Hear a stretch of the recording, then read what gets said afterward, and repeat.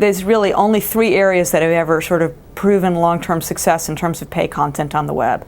And that is very specialized financial data,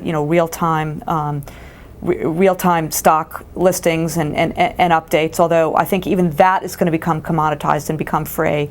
So for the time being, I think that kind of exclusive material that the journal has some of still works to a certain degree.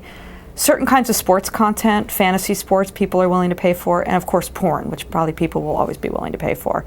Beyond that, I'm not very bullish on news content, people paying for news content, except potentially on a voluntary basis, like we do. We solicit, our listeners and our online users to support their local NPR station, so that's okay. But I think in terms of subscriptions, there will be some audience, but I don't know that it's going to save journalism. I mean, I'm guilty of being probably the person that led the effort at the New York Times of ending Time Select.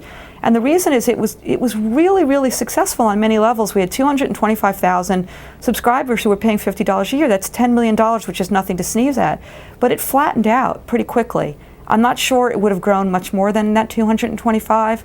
So $10 million is not exactly going to support an entire newsroom. And even if you put the whole thing behind a paywall, and even if you doubled or tripled or quadrupled the price, it's still not going to get you where you need to go. I do believe that the advantages of having your brand freely available, indexed on Google so that it comes up as top ranks, and when advertising market comes back, I think that that's going to help a lot.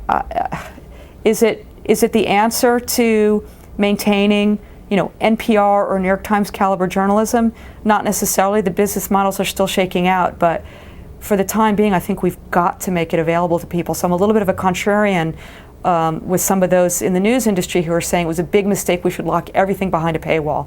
I think that will drive audiences to lesser quality news content that's free.